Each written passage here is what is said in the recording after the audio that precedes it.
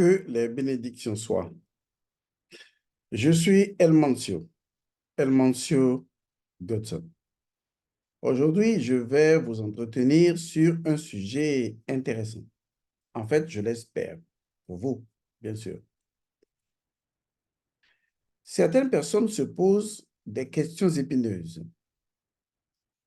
En matière, bien sûr, il faut circonscrire notre échange de vie de couple. Des gens se demandent comment est-ce possible, par exemple, de garder un homme. Beaucoup de femmes se posent cette question. Comment tu fais pour que ton homme soit ton homme? Ou comment tu fais pour que ta femme soit ta femme? Toujours est-il que ce qui m'intéresse aujourd'hui, c'est de m'adresser beaucoup plus aux femmes qu'aux hommes. Parce qu'il y a des femmes qui se posent justement la question de savoir comment certaines de leurs copines, de leurs amis ont fait pour garder un homme. Excusez-moi le terme, garder un homme, cela peut créer des confusions, mais il ne s'agit pas de garder dans le sens de, vous voyez, d'emprisonner, non, ce n'est pas ça. Disons carrément, pour être avec un homme.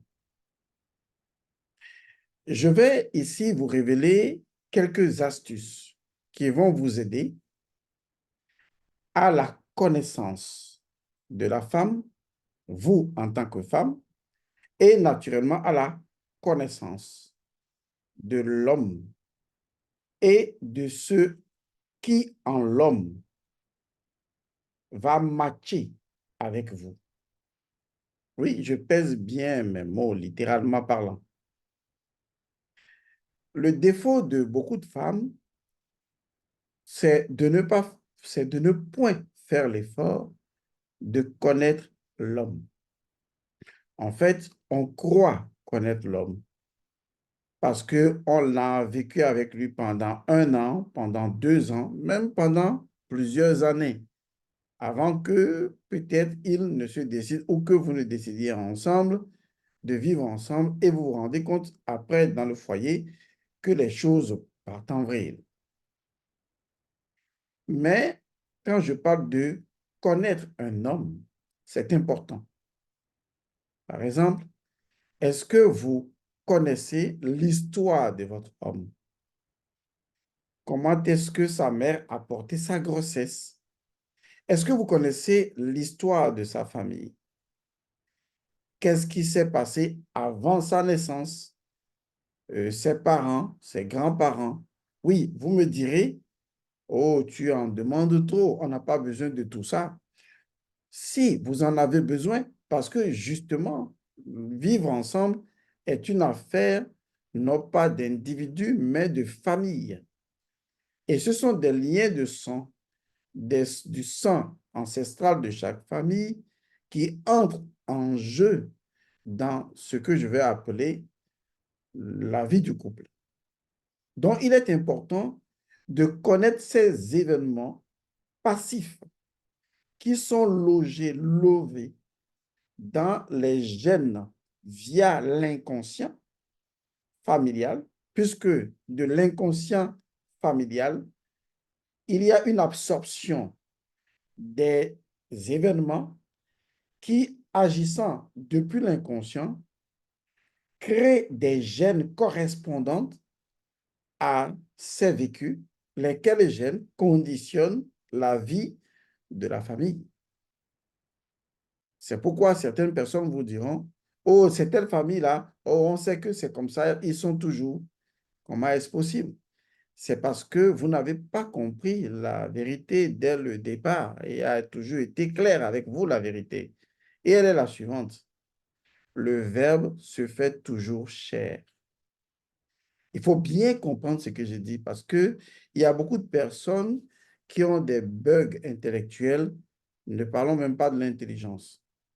Je dis et je le répète, pour ceux qui peuvent comprendre, pour ceux qui ne souffrent plus de surdité spirituelle ni de myopie spirituelle, je les invite à comprendre que il y a un principe fondamental de la nature qui n'a aucun lien avec quelque Jésus que ce soit ou quelque écriture sacrée que ce soit et qui fait partie d'un principe naturel de Déouti qui dit et qui dicte qu'il est de la nature d'une énergie, de la nature d'une vibration, de la nature d'une fréquence, de toujours forcément, systémiquement chercher à se densifier. Je l'ai souvent répété dans mes capsules, mais les gens ne semblent pas comprendre. Toute énergie tente par elle-même, autant par elle-même vers la manifestation. C'est obligatoire. C'est ce qu'on appelle le principe du verbe fait chair. Voilà, je veux que vous compreniez que ça n'a rien à voir avec Jésus-Christ, mais que ça a tout à voir avec un principe de la nature qui préexistait avant même la venue de Jésus et qui continue toujours parce que le Verbe continue toujours et continuera toujours à se faire chair. Donc, lorsque vous avez une famille et que la famille a une histoire, un vécu, où la famille a des comportements, des caractères, retenez bien, tout cela est énergie, tout cela est vibration, tout cela est fréquence. Cela finira par se mémoriser. D'abord, la mémoire joue son rôle. Cela finira par entrer dans un cycle qu'on appelle la cyclologie mentale et cela finira par entrer dans le siège de l'oubli, donc du renvoi vers l'inconscient. Or, l'inconscient reçoit des influx de pensées passives et les convertit via le système sympathique en des données génétiques capables de modifier la nature des cellules et de créer des réalités dans votre vie biologique. J'ai donc expliqué schématiquement pour que vous compreniez. Donc, il va sans dire que c'est comme ça que le verbe se fait chair et tout verbe se fait chair comme ce que je dis maintenant. Vous voyez, où toute vibration que j'émets a tendance à se manifester. Maintenant que ceci est clair, je suis intéressé donc par le fait que les femmes n'observent pas. Quand on parle de l'observation, c'est différent de regarder. Les femmes regardent les hommes les subjuguent, elles s'emportent, elles rentrent dans des relations. Mais les femmes n'observent pas les hommes. Observer, c'est se positionner à un niveau de transcendance, détaché et vraiment profondément voir en profondeur la personne humaine de l'homme. La femme ne prend pas le temps de, même si elle vit avec l'homme, hein, elle n'observe pas l'homme, elle ne voit pas l'homme, elle ne va pas à la quête de cet homme, elle ne cherche pas à le connaître. La femme doit chercher à connaître l'homme. Ne me dites pas, oui, l'homme aussi doit chercher à connaître la femme. On n'est pas sur ce sujet parce que c'est souvent des imbroglios de pensée dans lesquels vous vous mettez qui font que vous n'écoutez même pas. Je dis, les femmes sont beaucoup plus en risque que les hommes. Et donc, je veux aider les femmes en leur disant, quel que soit l'homme avec qui vous êtes, posez-vous la question, est-ce que vous le connaissez vraiment? Et connaître l'homme peut remonter dans son passé, dans, dans sa jeunesse, dans son vécu, parce que c'est tout ça que, en tant que femme, vous gérez. Si vous avez un enfant qui a vécu sans son père et qui a fini par le détester et qui est un homme, ou qui a des mailles en partie avec sa mère, soyez sûr que vous allez en subir les effets dans votre vie de couple. En réalité, vous n'avez pas hérité simplement, hérité, c'est trop gros dit, mais vous n'avez pas pris seulement un homme.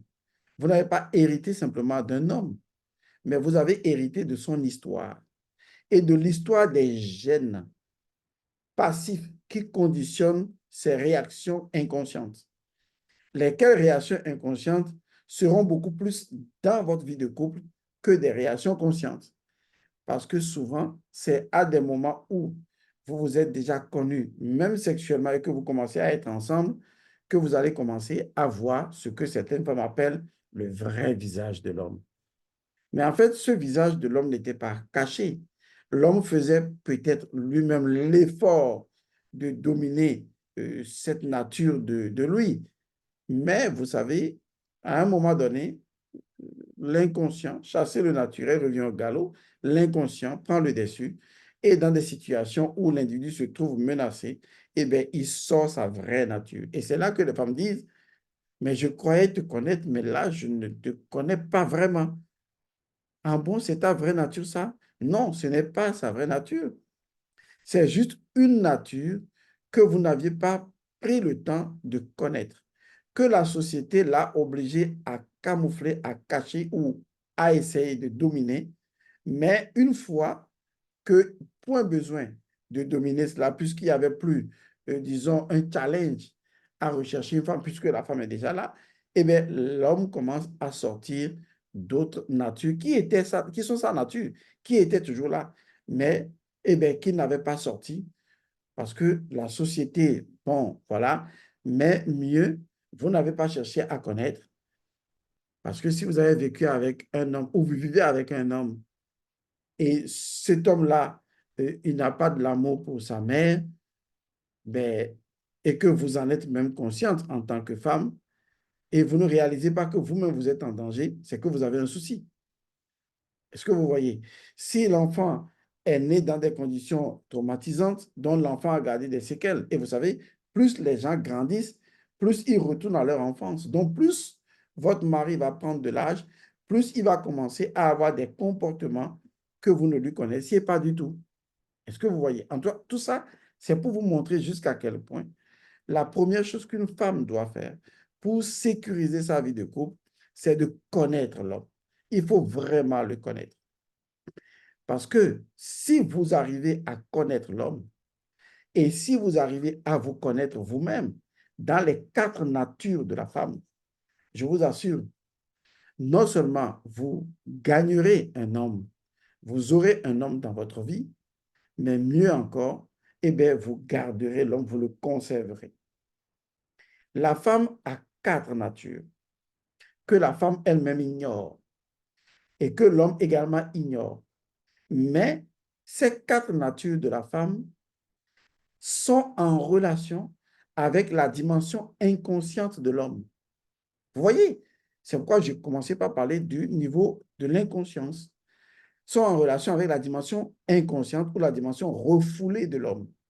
De telle sorte que si la femme arrive à identifier cette dimension refoulée de l'homme qui est cachée et qui fait l'effort de refouler, vous voyez, parce qu'il veut être une bonne personne dehors, et que peut-être en étant dans la vie de couple après, cette nature refoulée risque de ressortir, puisque là, il n'y a plus un défi à relever. Nous tous, on est un peu comme ça. Hein? Si quelqu'un vous invite dans sa maison, eh bien, vous faites quand même l'effort de vous conduire bien. Mais quand vous rentrez chez vous, eh bien, des fois, vous déposez ceci là, vous déposez là-bas, sans regarder qui est là-bas.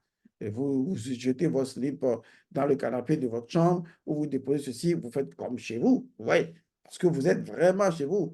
Mais quand vous allez chez l'autre, ben, il y a des choses que vous ne ferez pas, donc vous vous retenez. Vous voyez? Mais ça, c'est un exemple banal, bien sûr. Mais dans l'autre cas, c'est que l'individu a des fractures émotionnelles, a des fractures psychologiques qui proviennent justement, disons, de ce que je pourrais appeler de déchirement émotionnel de son passé et dont vous n'avez absolument pas conscience en tant que femme. Et l'individu, parce que voulant vraiment être avec vous et vous aimant, fait l'effort quand même de se contenir et de se maîtriser. Mais une fois qu'il n'y a plus d'enjeu, de challenge et que vous vivez maintenant ensemble, la personne commence à laisser monter les choses refoulées parce que de toute façon, tôt ou tard, ces choses refoulées doivent monter. Et de si vous avez un homme violent, et de là, vous avez un homme, voilà, je ne vais pas nommer, et de là, vous avez un homme, et finalement, ça prend quelque temps et vous cassez parce que vous ne savez pas vraiment comment contenir.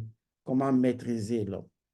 C'est pourquoi j'ai dit que je vais montrer aux femmes, parce qu'elles sont très concernées, je vais leur montrer les 4 natures essentielles de la femme qu'une femme doit connaître. Et à partir de ces 4 natures, elle doit se poser la question de savoir quel est, dans la partie refoulée de ce monsieur, son besoin profond. Et c'est là qu'elle va sortir l'une ou l'autre des natures, ou une combinaison de natures, ou ce que je pourrais appeler une cyclologie de nature, afin de satisfaire son homme. De telle sorte que cet homme trouvera tout en la femme.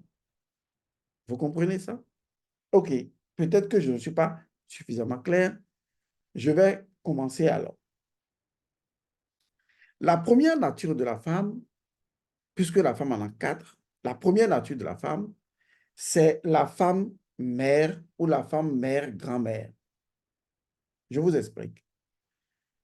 Il y a des hommes qui épousent une femme, qui sont avec une femme, mais la relation entre l'homme et la femme, quelques années plus tard, finit par devenir plutôt, de façon inconsciente, même si de façon apparente, ce n'est pas comme ça, de façon réellement inconsciente et vraie, la relation finit par devenir un peu comme symboliquement une relation de mère et de fils.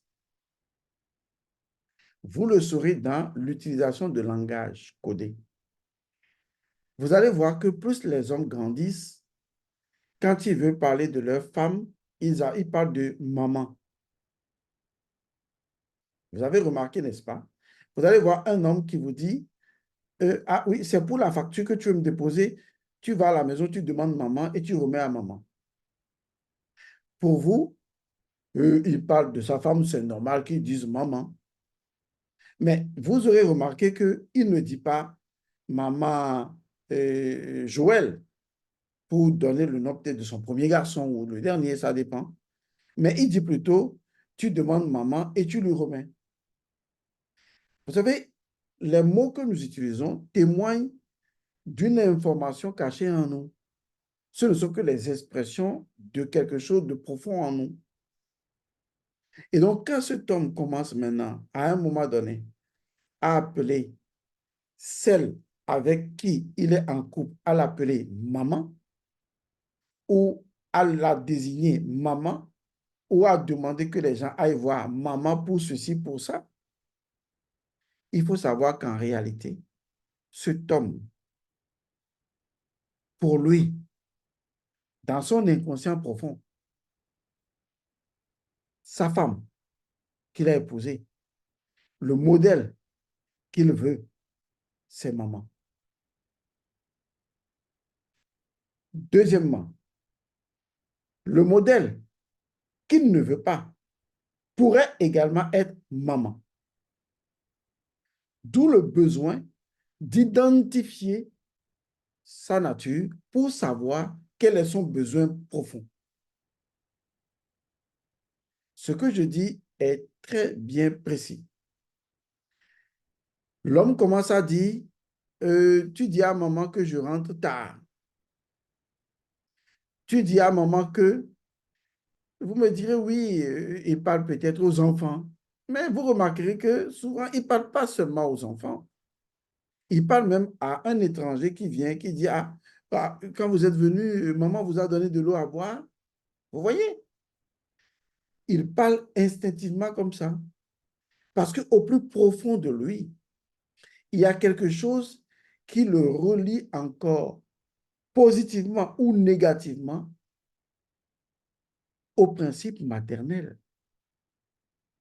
Et donc, il a un fort besoin de régler une situation, bon an, mal an, avec sa mère. Donc, il faut chercher à savoir, est-ce que son besoin profond, est-ce d'épouser une femme qui soit en même temps sa mère et qui agit envers lui comme une mère, ou bien son besoin profond est d'épouser une femme qui ne soit pas comme sa mère. D'où une situation à régler, à clarifier. Est-ce que vous voyez? Quand vous avez épousé une femme qui est votre mère, ça veut dire que c'est elle qui vous demande, tu veux aller où? Tu rentres quand? Tu rentres à quelle heure?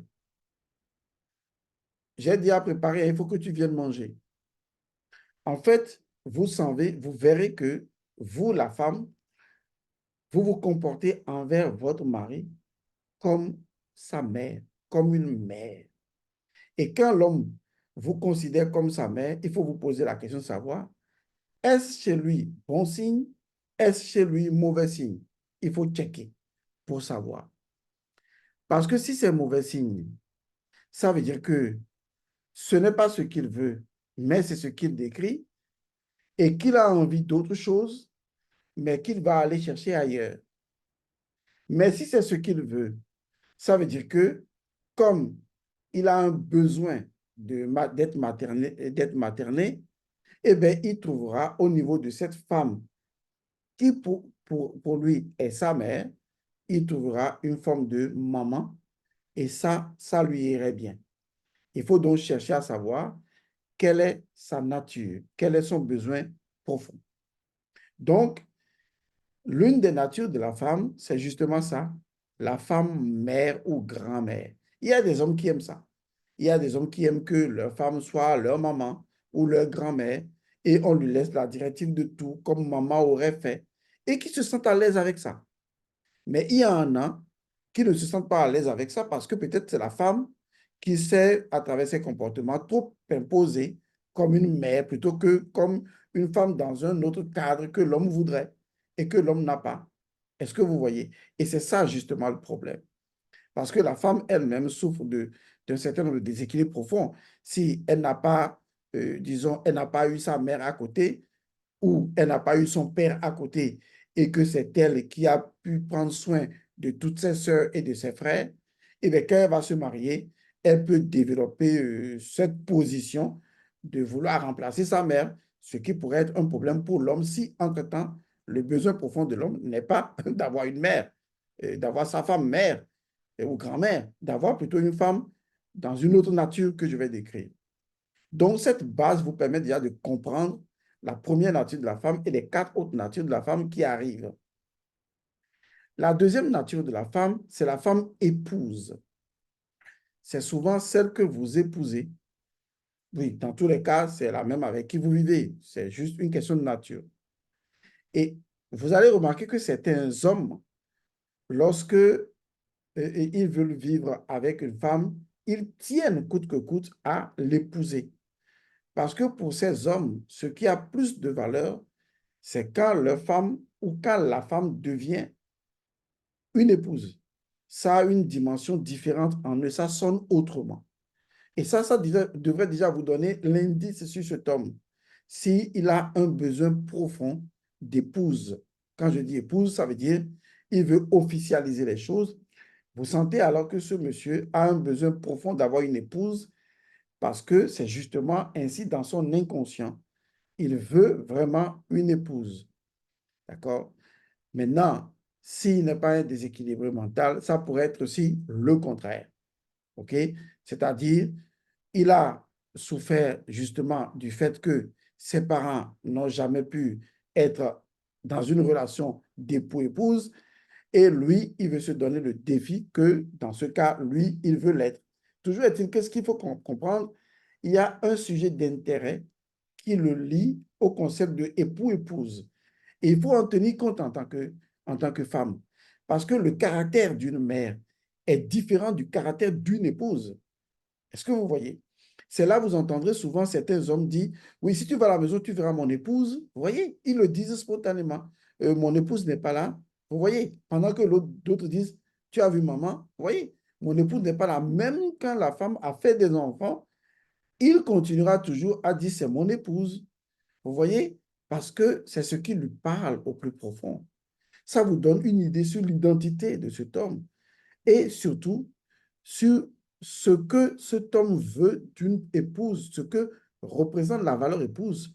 Parce que quand on dit épouse dans le concept de ces personnes, c'est d'abord le concept de fidélité chez cet homme, ce genre d'homme. Donc, il faut savoir que des hommes qui aiment les concepts d'épouse et tout ça sont très à cheval sur le concept de fidélité et d'appartenance, vous voyez, et tout autre concept. Donc, il faut savoir, chez mon homme là, qu'est-ce qui parle plus fort? Alors que chez d'autres, ils n'ont pas vraiment envie de vous épouser, mais ça ne veut pas dire qu'ils ne vous aiment pas. Vous voyez, il peut vous aimer profondément, intensément, mais il veut juste vous garder comme ça, pas faire de vous une épouse.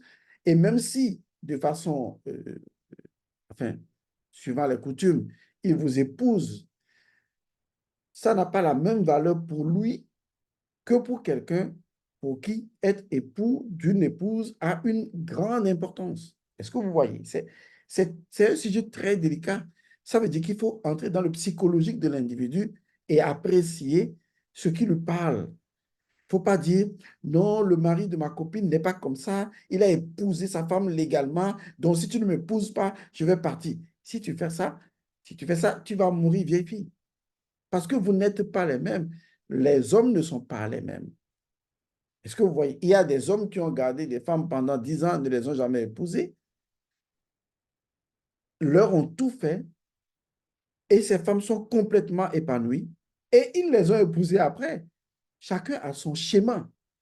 Mais au-delà de quelle est la nature de la femme qui va avec un homme, au-delà de tout ça, c'est la question de l'amour qui compte.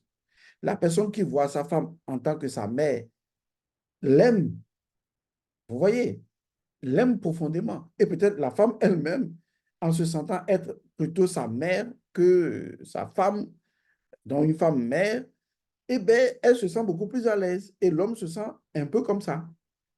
Parce que, bon, chacun est sorti d'une forme d'éducation qui lui est propre. Et on ne peut pas comparer tous les hommes pareil, c'est pas vrai. Donc, vous, les femmes, vous devez savoir qu'est-ce qui parle chez l'homme. Est-ce que dans son inconscient, c'est la femme mère, grand-mère? Il y en a qui vont même loin, hein. Vous allez voir un homme qui épouse une femme plus âgée que lui. Vous voyez? Ça veut dire que pour cet homme, ça parle plus mère, grand-mère. Vous voyez? Ça veut dire que son déséquilibre profond, c'est là où ça l'envoie. Alors que celui qui veut épouser une femme veut plutôt être dans un rapport de complémentarité. Vous voyez? Et ça, c'est ce qui lui parle à lui, mais qui ne parle pas forcément à la personne qui veut ou dont l'inconscient veut une femme mère, grand-mère, bien que la femme soit moins âgée.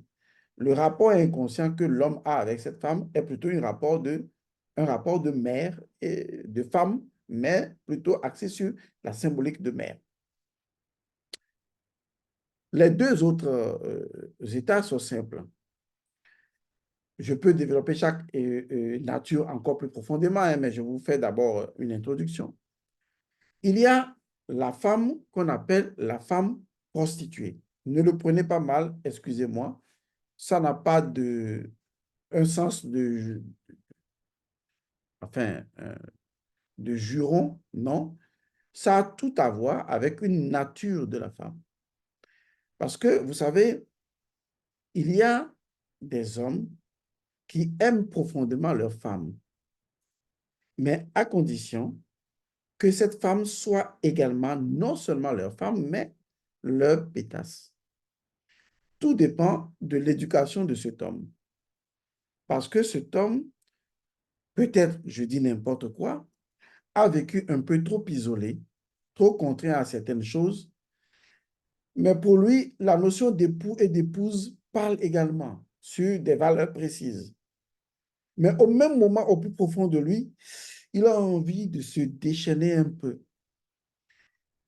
Et donc, si il a hérité des gènes de parents qui ont vécu comme au monastère, lui, il voudra un peu plus de liberté dans son couple. Et donc, pour lui, c'est sa femme. à la limite même son épouse. Mais il veut cette femme un peu plus osée. Donc, c'est le genre d'homme qui voudrait voir sa femme s'habiller de façon sexy. Alors que le monsieur qui voit plus sa femme dans la symbolique de la mère voudrait plutôt une femme, non, hein, bien couverte, plus responsable. Alors que d'autres qui aiment voir leur femme exposée, leur femme pétasse, préfèrent la voir habillée de façon, voilà, à pouvoir les mettre hors d'eux, à pouvoir attiser en eux un feu dévorant. Et c'est lui qui voudrait que, oui, sa femme, quand elle s'habille de façon un peu plus dénudée, se dit, oui, chérie, j'aime bien ça. Ça me plaît que tu sois comme ça. Et c'est lui qui se promène avec son épouse. Et le regard des autres lui fait aimer encore plus sa femme. Vous voyez, chacun est différent. Ce que je dis peut paraître incongru pour certaines personnes, mais vous savez, quand tu es un éléphant et que l'autre est un chimpanzé ou l'autre est une tortue, tu ne peux pas prétendre être une tortue alors que tu es un chimpanzé. Donc, il faut comprendre que chacun est dans sa nature. Et donc, cet homme pourrait justement aimer que sa femme soit beaucoup plus exposée. Mais ça ne veut pas dire que tu touches. Non, tu ne touches pas. Eh bien, c'est, enfin, excusez-moi le terme, c'est ma paix. Vous voyez, c'est comme ça que lui le conçoit. J'étais un jour dans une assemblée de grandes personnes, hein, de personnes responsables, de personnes très âgées, hein, qui m'avaient invité. C'est les trucs de club UP. Et j'étais là-bas. Moi, j'étais un invité parce que je ne suis pas souvent adhérent à ces genres de clubs. Et quand j'étais là, il y a un monsieur, on parlait à la table, on mangeait et tout ça. Et ça fait très longtemps. Ça doit remonter peut-être à près de 20 ans, hein. Et quand ce monsieur a appelé, euh, euh, pas appelé, il parlait de sa femme, je vais essayer de me remémorer, alors qu'on était à table, il n'était pas seul avec sa femme. Mais quand il parlait avec sa femme, c'est vrai, c'était assez détendu, hein. On parlait, on riait, on se taquinait.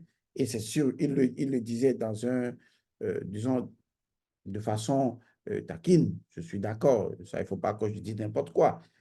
Mais j'ai quand même été un peu choqué à l'époque de la façon dont il avait appelé sa femme. Quand même, j'ai été un peu choqué.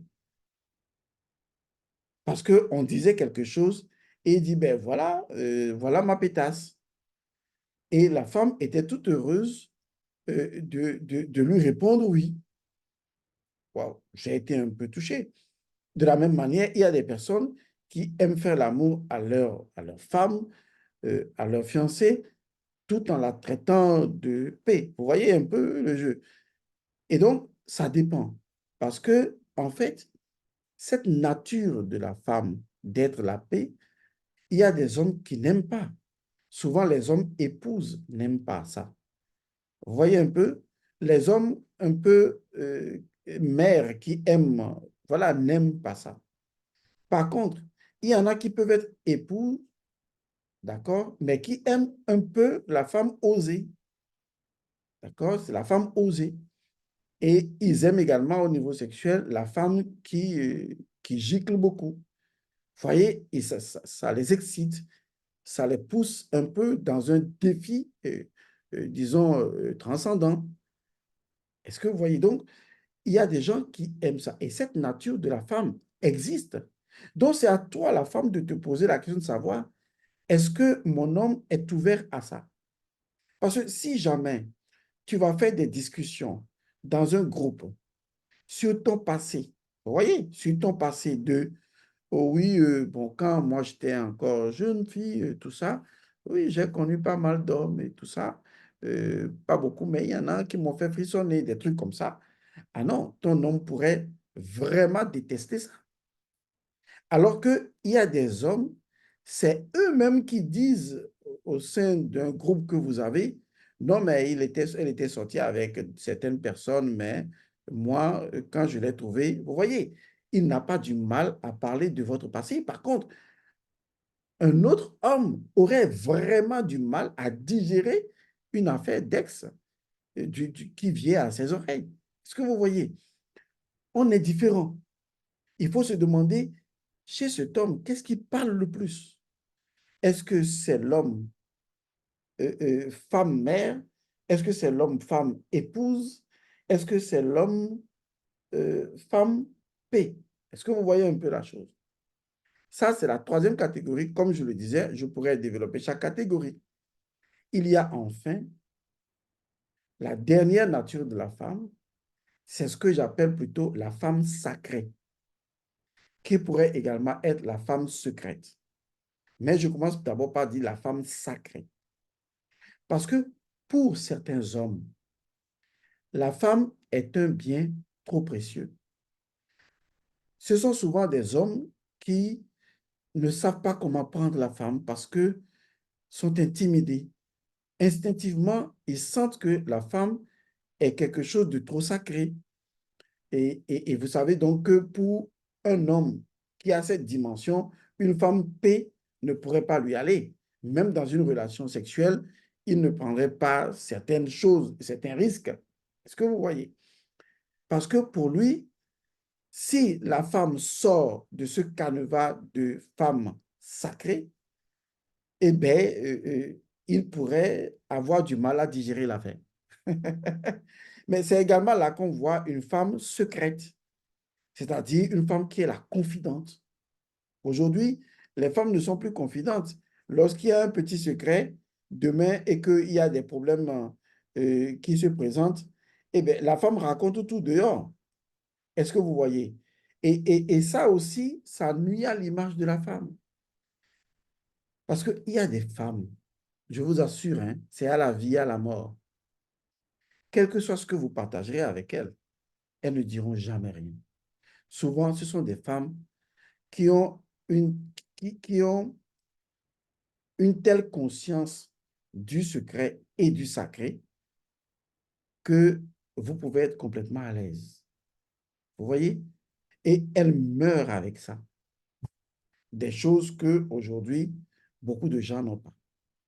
Maintenant, il faut se poser la question de savoir, avant de dire que ta femme, enfin, que toi et ta femme, vous êtes témoins de Jéhovah, avant de dire que vous êtes dans une religion de témoins de Jéhovah ou bien vous êtes évangéliste, ah bien, attention, il faut se poser la question, il faut demander à la femme, est-ce que tu es une femme sacrée, secrète, et est-ce que toi, tu es un homme sacré qui aime une femme sacrée, secrète? Parce que toi, l'homme, tu pourrais aimer une femme, excusez, du type sacré, secrète, mais que ce ne soit pas comme ça. Et que, en l'obligeant à suivre une religion pour soi-disant rester droite, ben, tu seras surprise que la femme, elle fait tout cela devant toi, mais elle va se taper quelqu'un d'autre derrière. Parce que ce n'est pas sa nature. Parce que ce que je dis de la nature de l'homme peut être également chez la femme. Donc, c'est à vous de voir, est-ce que l'homme avec qui vous êtes, est-ce que ça match avec votre nature?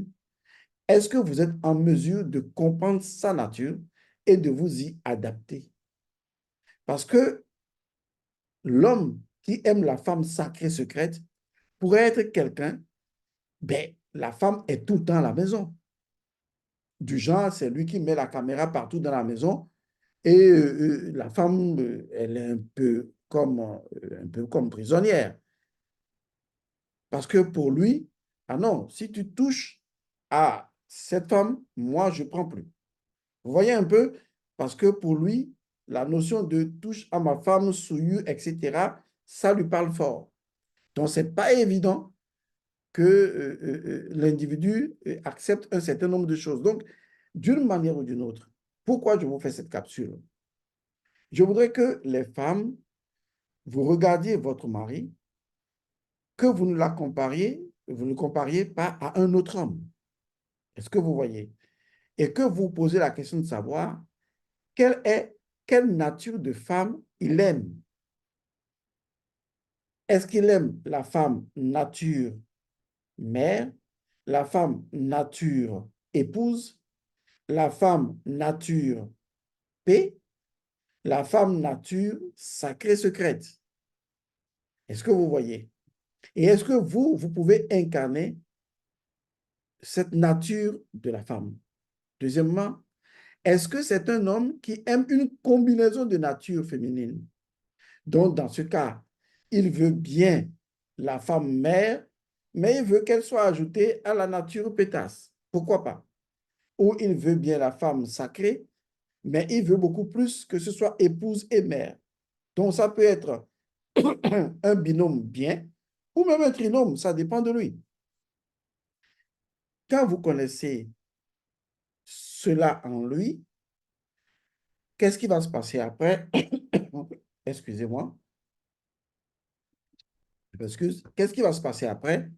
C'est que vous allez apprendre à observer votre mari pour lui donner à chaque fois, puisque la femme, je l'ai déjà expliqué dans les menstrues, hein, la femme est la mère des cycles, c'est à vous de savoir à quel moment il a besoin de la femme P, à quel moment il a besoin de la femme sacrée secrète, à quel moment il a besoin de la femme mère et à quel moment il a besoin de la femme épouse. S'il n'a besoin que d'une nature, tant mieux. Peut-être il a besoin d'une combinaison de nature ou il a besoin d'une cyclologie de nature et selon son état, eh bien, il faut le surveiller pour changer de nature à chaque fois. Malheureusement, il y a beaucoup de femmes qui étaient épouses au départ. Dès qu'elles commencent à avoir d'enfants, elles deviennent mères et elles ne savent plus où se trouve le rôle d'épouse, alors qu'avant d'être épouses, elles étaient peut-être P. Vous voyez un peu? Et quand l'homme se retrouve maintenant dans le foyer, eh bien, il voit peut-être une nature qui ne lui convient pas. Et qu'est-ce qu'il va faire? Il va chercher sa compensation ailleurs. Est-ce que vous voyez? Parce que pour lui, eh bien, il peut avoir à la maison une femme nature sacrée secrète et aller se taper une pétasse dehors. Pourquoi pas? Lui, c'est sa fonction. Parce que c'est sa nature. Parce que sa femme n'arrive pas en dehors d'être pour lui femme sacrée. S'il veut que ce soit une femme mère, la femme n'arrive pas à l'être.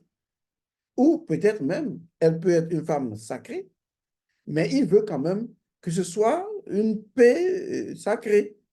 Vous voyez, ça dépend de ce que lui, il est au fond de lui. Nous, tous les hommes, on n'est pas la même chose.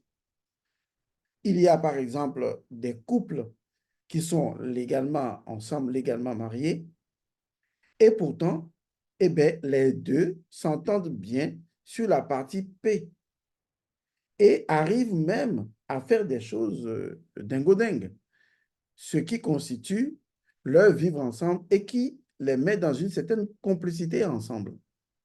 Tout dépend. Vous voyez? Donc, c'est à vous de créer la vie de couple qui vous sied et non de rester dans une idée figée pour dire que normalement, ça doit être comme ça. Non, il n'y a pas de normalement, ça doit être comme ça. Il faut d'abord se poser la question de savoir l'homme avec qui je suis, quelle est sa nature.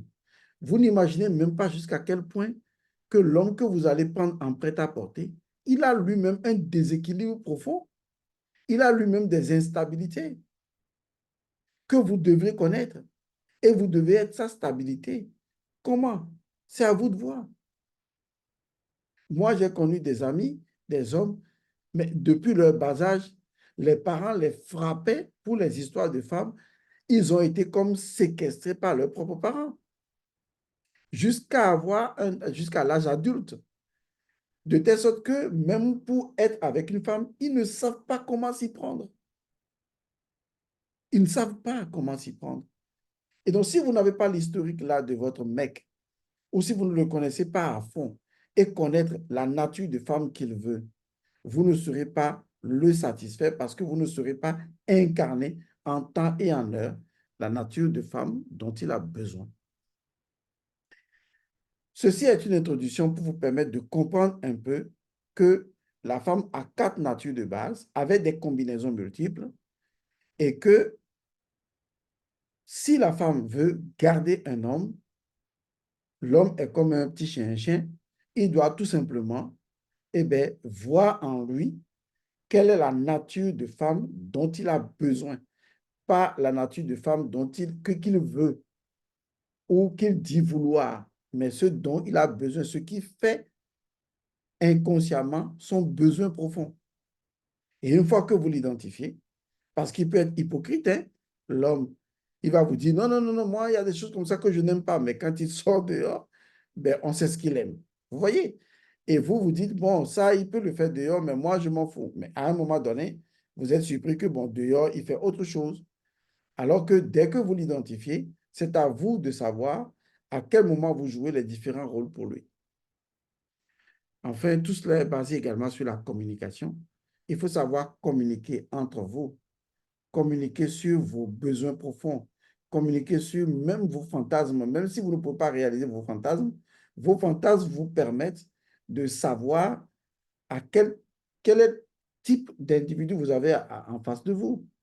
Si vous demandez à un homme quel est ton fantasme et il vous te dit j'aime bien faire l'amour avec ma femme dans la cuisine, mais j'aime le faire également au salon, j'aime le faire dans la voiture, j'aime le faire.